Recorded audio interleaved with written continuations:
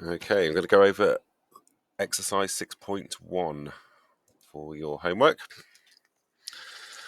Okay, have a little read of that first question. It's basically asking about input impedance and output impedance. Okay, so as a rule of thumb, for maximum voltage transfer, you want the preamp to be 10 times greater impedance than the microphone.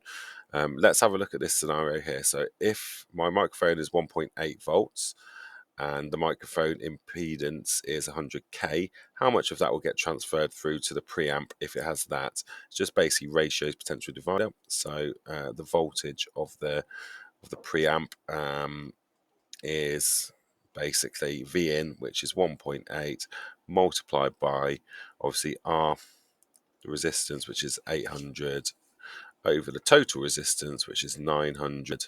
Yeah, which is that plus that. Obviously, it's just ratios. 800 900ths of that value is 1.6 volts. Okay, so basically most of the voltage will be transferred, but you can see that 800 is a lot higher than 100. The higher that value, the more that will be transferred. I hope that makes sense. Next one. We have 3 identical op amps. We have a gain bandwidth product of 2 meg, and we cascade them. That means connect 3 of them together. If the overall bandwidth is 100k, what would be the overall gain of a multi-stage amp? So first of all, we know that gain bandwidth product, I'll just write it down here, quite simply equals gain times bandwidth. You know this one always crops up.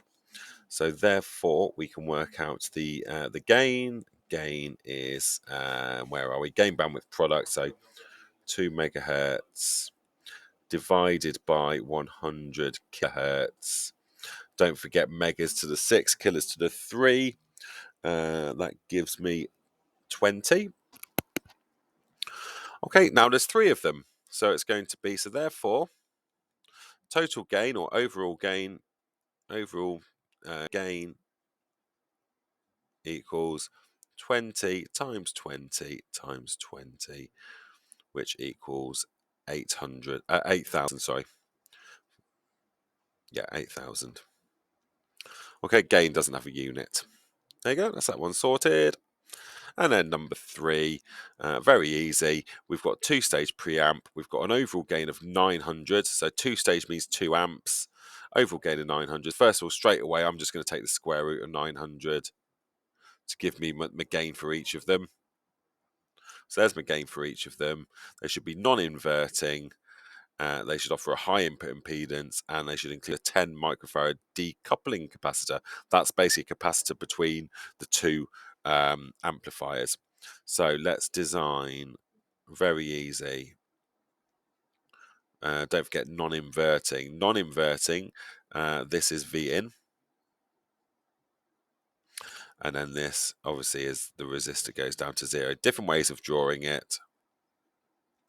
Capacitor between the 2 systems, and then another one like so. That feeds round to there, like so. That goes down to there, like so. I'll use the same 0 volts. You can tap off there, or you can use a new one. Doesn't really matter. Okay, so now I need each of those to be gains of 30 each. Do you know the equation off by heart? I reckon you do. It's 1 plus RF over R in, or R1, sorry. So what does RF over R in have to equal?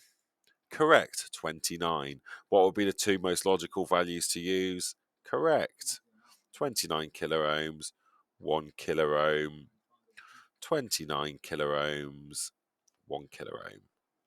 Dead easy. Okay, we've got gain bandwidth. So I calculate the bandwidth if we have a gain bandwidth product that. So obviously, very, very simple. Gain bandwidth product is gain times bandwidth. Gain times bandwidth, and we want to find the bandwidth.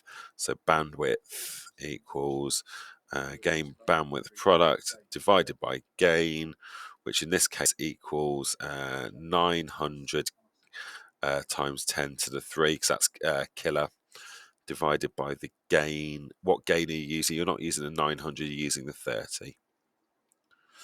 Okay.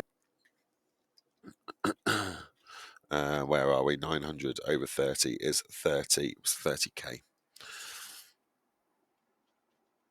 30 kilohertz.